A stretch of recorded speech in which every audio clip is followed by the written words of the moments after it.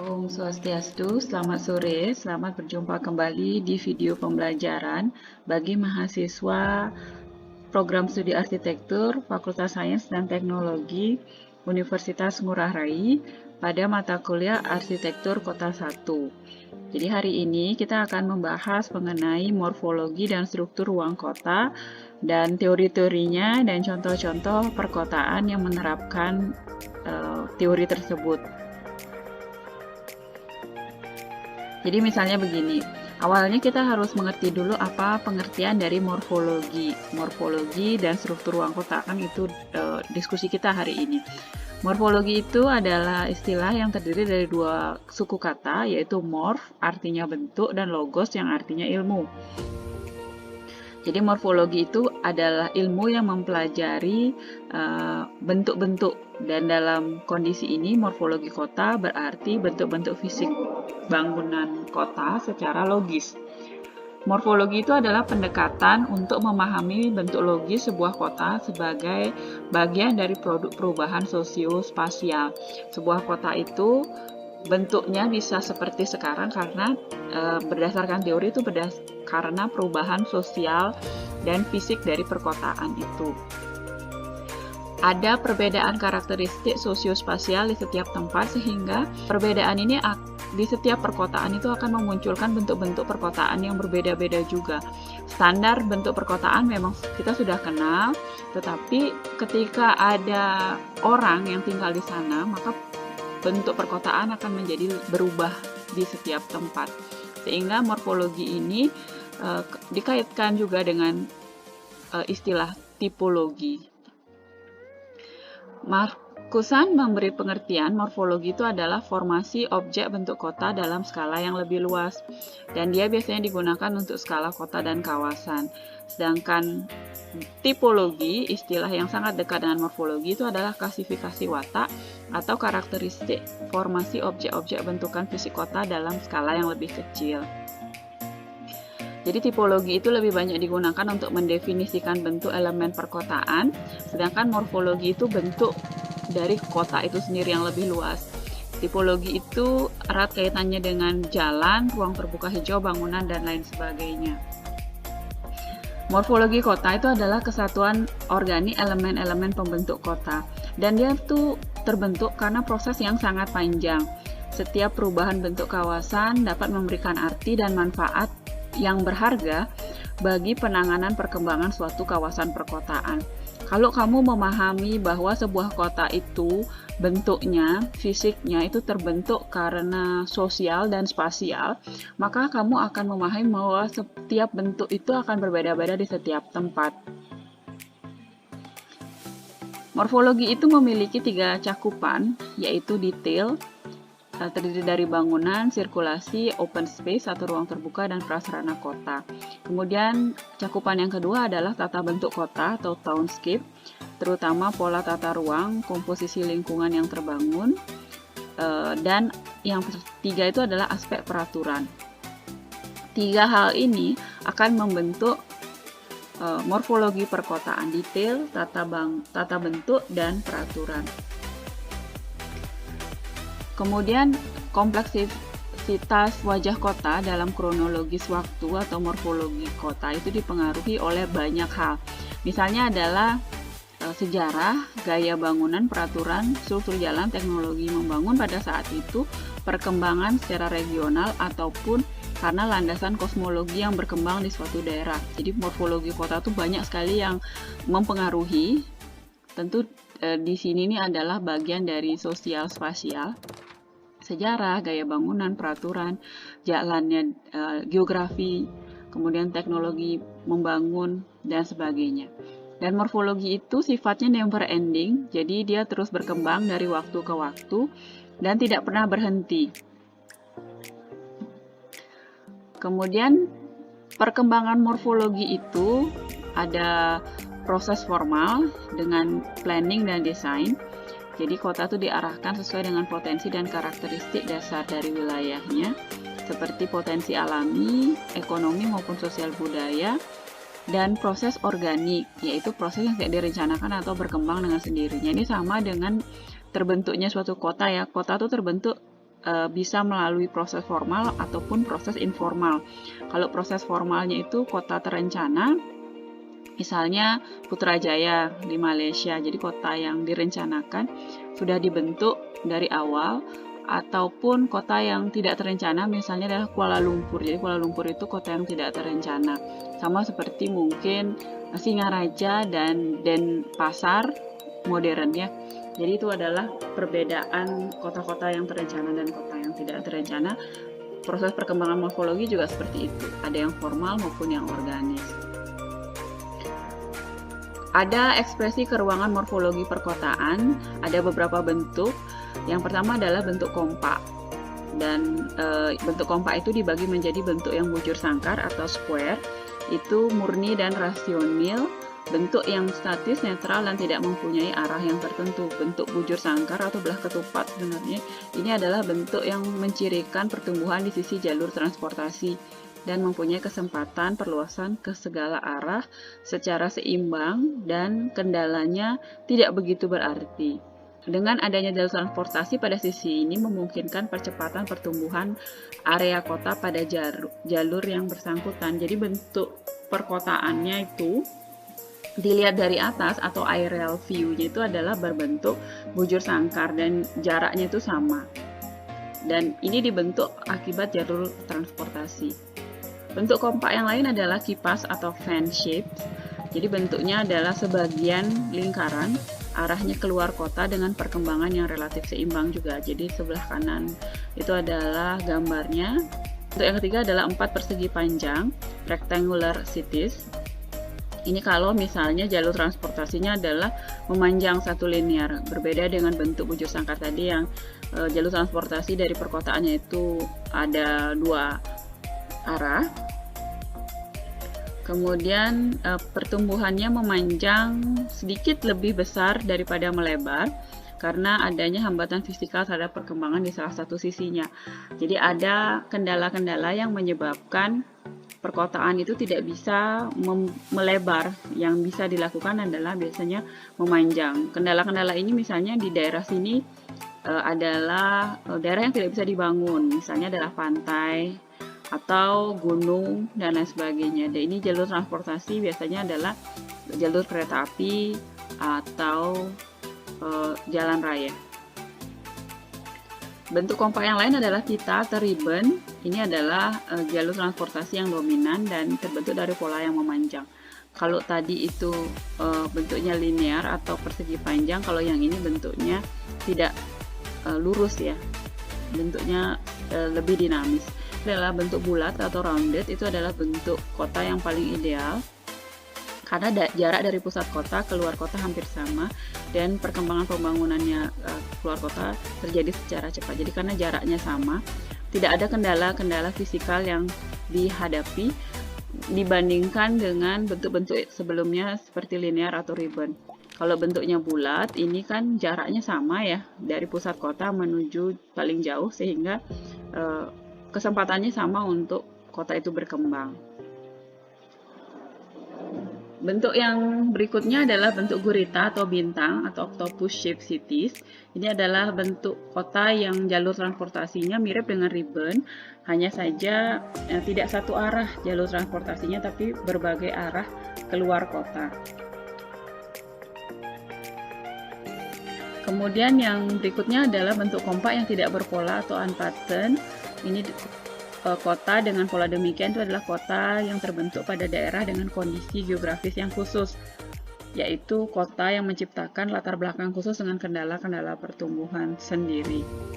Misalnya kota tersebut ada hambatan-hambatan geografis sehingga membuat bentuknya itu tidak berpola. Bentuk morfologi kota yang berikutnya yang tidak kompak itu ada macam-macam juga. Pertama adalah bentuk yang berantai. Jadi berantai atau chain cities ini adalah bentuk kota yang terpecah yang hanya terjadi di sepanjang rute-rute tertentu. Kota-kota ini adalah mata rantai yang seolah-olah dihubungkan oleh rute transportasi sehingga peran transportasi ini sangat dominan. Lalu bentuk tidak kompak yang lain adalah bentuk terpecah atau fragment cities. Ini adalah bentuk kota di mana perluasan areal kota tidak langsung menyatu dengan induk. Jadi kalau kamu bayangkan ini adalah ya, bulatan yang besar ini adalah posisi kota yang paling penting atau induk kota. Kemudian yang kecil-kecil ini adalah kota-kota yang baru terbentuk, kota-kota kecil. Dan kota-kota kecil ini tidak langsung menyatu dengan induk, tapi cenderung membentuk enclaves atau permukiman yang berubah dari sifat pedesaan menjadi sifat perkotaan. Jadi dia mungkin awalnya adalah berantai, lalu kemudian terbentuk menjadi terpecah. Pola tata kotanya, morfologinya atau aerial view dari atasnya. Bentuk kota yang tidak kompak lainnya adalah bentuk terbelah atau split cities. Ini adalah bentuk kota dengan perairan yang lebar. Jadi sebenarnya ini awalnya adalah bentuk kota yang kompak, tetapi kemudian ada hambatan geografis. Jadi misalnya adalah sungai atau hambatan lain sehingga kota ini terpisah. Bisa dihubungkan dengan jembatan dan sebagainya. Bentuk kota yang tidak kompak lainnya adalah satelit atau stellar. Ini adalah bentuk kota yang didukung akibat majunya transportasi dan komunikasi, sehingga muncullah kota-kota megapolitan yang biasa terdapat pada kota yang dikelilingi oleh kota satelit. Di luar-luarnya ini adalah kota satelit, dan kota megapolitan itu ada di tengah-tengah. Penampakan morfologi kotanya akan menjadi mirip seperti telapak katak pohon. Jadi kalau dilihat dari atas ada kota-kota satelit, kemudian ada kota-kota, ada kota besar atau megapolitan, kota induknya yang kemudian pada waktu dia cukup besar dia bisa melahap seluruh kota-kota kecil di sekitarnya. Yang tadi bentuk kota, sekarang ini kita akan membahas soal pola kota. Pola kota itu ada bermacam-macam. Yang pertama adalah pola kota radial konsentris atau ring radial, seperti contoh saya di sebelah kanan. Jadi bentuk kota ini memiliki pusat di tengah kota dengan tujuan agar dapat melayani daerah sekitarnya dari segala arah. Pola ini biasanya diterapkan pada kota-kota kerajaan di luar negeri. Kemudian pola kota linear, ini adalah pusat kotanya tidak jelas, tumbuh di sekitar jaringan jalan yang ada dan biasa terdapat di kota-kota pantai. Pola kota yang ketiga adalah pola kota grid, itu rectilinear. Itu ciri-ciri penggunaan pola ini, pusat kotanya terdapat di sembarang tempat, jadi di mana saja dia bisa, tidak memiliki jenjang hierarki yang mana yang paling penting dan sebagainya. Berbeda dengan pola ring, biasanya pola ring itu yang di tengah yang paling penting ya. Tapi kalau kota grid, di mana saja dia bisa berada. Penggunaan tanahnya namun efisien dan optimal, dan jeleknya lagi adalah dia punya terlalu banyak jalan dan persimpangan. Pola kota yang lain adalah pola kota satelit. Ini adalah kota-kota kecil yang masih bergantung pada kota induknya. Fungsi kota satelit ini adalah sebagai kota tidur, dormitory city, kota kampus, dan kota-kota hiburan. Jadi kota-kota satelit yang ada di sekitarnya itu fungsinya hanya untuk tempat tidur, untuk kuliah, ataupun sebagai tempat untuk hiburan. Pola kota yang berikutnya adalah constellation. Ini adalah kota kecil yang tidak memiliki induk. Jadi semuanya penting di kota-kota ini. Bentuk kota ini ditentukan oleh struktur kota, misalnya jaringan jalan, dan elemen-elemen kota serta perzoningan. Struktur kota. Apa pengertian struktur kota? Struktur kota adalah susunan pusat-pusat permukiman, sistem jaringan, serta sistem prasarana dan sarana. Semua ini akan berfungsi untuk mendukung kegiatan sosial ekonomi yang secara hierarki berhubungan secara fungsional. Jadi bagaimana pusat-pusat permukiman, jaringan, dan sistem sarana dan sarana perkotaan itu berada sehingga dia menjadi fungsional kotanya. Konsepsi spasial itu merupakan kerangka dan menjadi determinan dari pola atau pattern dari sebuah perkotaan. Ada beberapa elemen pembentuk struktur ruang kota. Yang pertama itu adalah kumpulan pelayanan termasuk perdagangan, pemerintahan, keuangan yang didistribusikan umumnya secara berkelompok dalam pusat pelayanan. Lalu pembentuk struktur ruang kota yang lain itu adalah industri sekunder atau manufaktur, pergudangan, atau perdagangan secara grosir. Pembentuk struktur ruang kota yang ketiga yang tidak kalah pentingnya itu adalah permukiman. Termasuk di dalamnya adalah tempat tinggal dan ruang terbuka hijau sebagai rekreasi dari manusia. penduduk kota. Yang keempat adalah jaringan transportasi. Itu juga yang membentuk struktur ruang kota kita. Struktur ruang kota itu ada 3, compositional form, itu adalah bangunan individu yang dikelompokkan pada bidang 2 dimensi, baik dengan linkage spasial yang lebih jelas. Lalu ada megaform, ini adalah ketika dia dihierarkikan ya, jadi ada kerangka linearnya, jadi ada yang lebih penting dan ada yang kurang penting.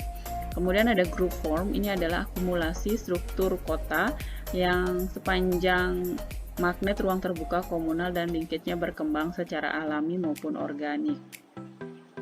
Jadi morfologi itu seperti ilustrasi saya di bawah ini, gambar yang saya tunjukkan ini adalah kira-kira morfologi perkotaan, pola ruang kota, struktur ruang kota itu bisa terlihat dari areal view-nya. Bentuknya seperti apa, kemudian strukturnya, polanya juga seperti apa. Ini ya ilustrasi mengenai compositional form, kemudian ada megaform dan group form. Ini adalah struktur ruang kota. Kemudian bentuk struktur ruang kota ditinjau dari pusat pelayanan atau retailnya, itu juga dibagi menjadi 3. Kalau tadi ada group form, compositional form. Kalau yang di sini ada monocentric city, polycentric, dan kota metropolitan. Monocentric itu adalah kota yang belum berkembang pesat, jumlah penduduknya belum banyak dan hanya mempunyai satu pusat pelayanan satu saja sebagai CBD, Central Business District. Polycentric itu adalah kota yang muncul karena inefisiensi pusat pelayanan. Jadi awalnya monosentrik, kemudian dia berkembang menjadi polisentrik. Karena mereka nggak puas dengan monosentrik, sehingga kotanya terbentuk, dibuat baru menjadi polisentrik. Kotanya bertambah besar sehingga membutuhkan lebih dari satu pusat pelayanan, tergantung dari jumlah penduduknya. Fungsi pelayanan CBD kemudian diambil alih oleh pusat pelayanan yang dinamakan sub pusat kota atau regional center. Kemudian CBD awalnya adalah pusat pelayanan retail atau eceran, menjadi lebih kompleks menjadi pusat perkantoran komersial yang daya jangkauan pelayanannya mencakup bukan hanya wilayah kota saja, tetapi sekeliling kota. CBD dan beberapa subpusat kota atau regional center ini akan menjadi polycentric atau cenderung menjadi seperti multiple nuclei city. Ini ya, multiple nuclei city. Multiple nuclei city ini adalah ketika CBD, yaitu pusat kota lama, telah menjadi kompleks perkantoran. Kemudian ada inner suburb atau kawasan di sekeliling CBD, itu bagian kota yang awalnya dilayani CBD pada waktu kota belum berkembang, dan setelah berkembang memang masih dilayani oleh CBD, tetapi ada juga yang dilayani oleh subpusat kota. Kemudian subpusat kota itu adalah pusat pelayanan yang kemudian tumbuh sesuai dengan perkembangan kota. Ada juga isian dari multiple nuclei city itu adalah outer suburb atau pinggiran kota, itu bagian perluasan wilayah kegiatan kota yang dilayani sepenuhnya oleh subpusat kota. Dan struktur yang terakhir itu adalah ada urban fringe atau kawasan perbatasan kota. Itu adalah pinggiran kota yang secara pelan-pelan tidak menunjukkan bentuk-bentuk perkotaan itu sendiri, tetapi malah membentuk bentuk-bentuk pedesaan. Kemudian ilustrasi mengenai apa itu pusat kota dan apa itu subpusat pelayanan kota. Jadi pusat kota itu adalah pusat dari semua kegiatan kota, entah itu kegiatan politik, sosial budaya, ekonomi maupun teknologi. Pusat kota ini adalah pusat pelayanan bagi daerah-daerah di sekitarnya atau daerah-daerah pinggiran. Pusat kota itu mensuplai daerah di sekitarnya dengan barang dan jasa. Dan jasa-jasa ini disusun berdasarkan urutan menaik atau turun tergantung pada ambang batas permintaan. Lalu ada sub pelayanan kota, itu adalah wilayah yang bertugas memberikan pelayanan kepada penduduk dan aktivitas pada sebagian wilayah kota. Posisinya, hierarki, fungsi, skala, dan wilayah pelayanannya memang lebih rendah, tetapi masih lebih tinggi daripada pusat lingkungan. Jadi pelayanan lagi yang lebih kecil itu adalah ada di pusat lingkungan. Kemudian ini pembagian struktur ruang kota berdasarkan pusat pelayanannya. Ada monocenter, adalah satu pusat kota dengan beberapa sub pusat yang tidak saling terhubung.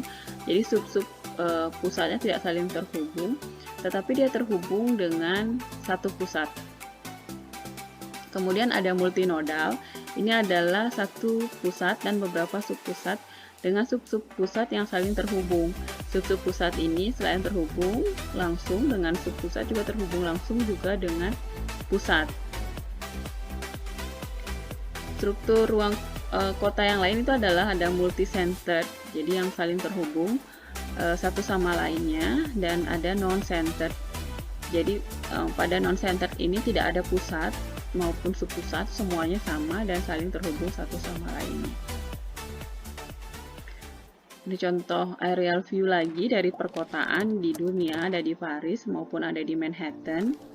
Semuanya punya fungsi, bentuk, pola yang berbeda-beda, walaupun mungkin awalnya sama, tapi lama-kelamaan dia karena sosial spasial orang yang berbeda akan terbentuk bentuk yang berbeda pula. Jadi ini adalah kota sebagai produk. Kemudian di Indonesia ada transformasi sosial yang menyebabkan perubahan-perubahan bentuk perkotaan.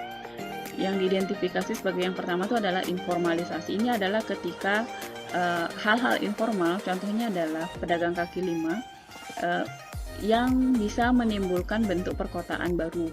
Jadi bisa memberikan citra negatif, ya, kota tampak semrawut dengan penuh kemacetan, sehingga juga bisa menurunkan nilai visual dari sebuah perkotaan.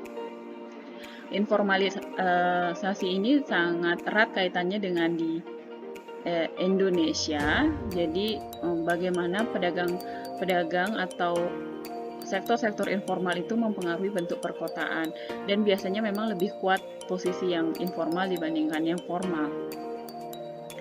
Kemudian ada isu homogenisasi wajah kota yang menimbulkan simbol-simbol baru. Kalau dulu, contohnya ya, ini kasusnya itu adalah kota-kota tradisional, pusat kotanya itu adalah alun-alun. Jadi ini alun-alunnya menjadi elemen kota yang sangat penting, karena kota-kota di Indonesia adalah kota-kota kerajaan awalnya, tapi lama-kelamaan dianggap seragam alun-alun, sehingga kemudian terjadi adalah pemerintah, kepala daerah yang tidak memahami perkotaan, itu kemudian ganti identitas perkotaan yang sebelumnya sangat erat dengan alun-alun menjadi bangunan mewah dan megah, misalnya mall dan lain sebagainya. Itu menjadi ciri khas dari suatu perkotaan, berusaha diubah identitasnya dengan seperti itu. Misalnya ada upaya-upaya untuk menyeragamkan atau menghilangkan tradisionalisasi ini, karena dianggap cukup modern atau ketinggalan zaman. Ini alun-alun di seluruh Indonesia ada banyak sekali alun-alun, di Denpasar juga ada alun-alun, dan seharusnya kita tidak melupakan dari identitas perkotaan tradisional kita. Kemudian isu yang lain itu adalah penjalaran dan pemadatan kawasan pinggiran di perkotaan.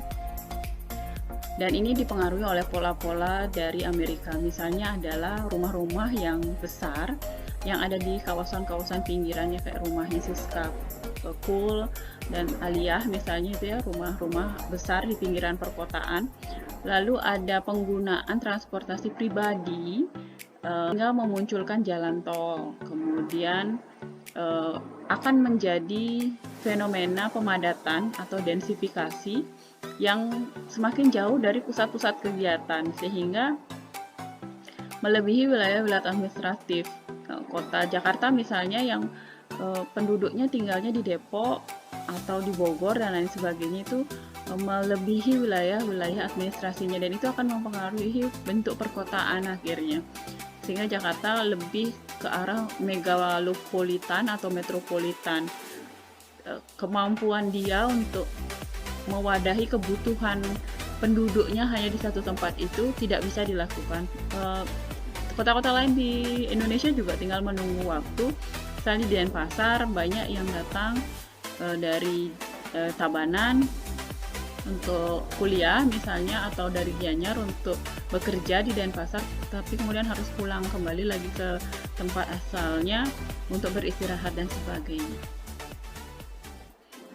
Kemudian isu yang lain adalah, yang cukup penting itu adalah eliminasi ruang terbuka hijau. Jadi tentu saja ada penurunan jumlah ruang terbuka hijau akibat pertumbuhan perkotaan. Makin banyak, makin tinggi pertumbuhan perkotaan, perekonomian suatu wilayah. Yang pertama terjadi itu adalah eliminasi ruang terbuka hijau. Jadi makin berkurang ruang terbuka hijaunya karena dianggap tidak cukup signifikan. Kalau ruang terbuka hijau kan pengaruhnya ke arah rekreatif dan kesehatan ya, dan itu tidak langsung dirasakan. Jadi lama-kelamaan dia akan kalah dengan pembangunan ruko atau pasar modern dan lain sebagainya. Tapi ada juga akibat yang lain. Misalnya adalah akibat kekurangan lahan permukiman karena keterbatasan geografis. Misalnya di Gunung Gamalama ya, di Maluku, di Ternate, karena daerah-daerah tertentu tidak bisa ditinggali sehingga harus tinggal di sisa daerah yang boleh, sehingga itu mengurangi ruang terbuka hijau salah satunya.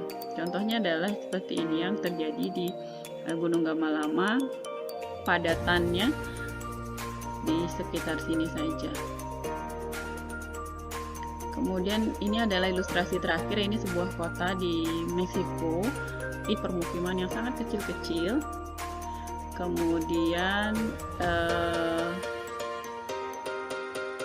ini masa depan perkotaan kita kalau tidak direncanakan dengan baik, tidak direncanakan struktur dan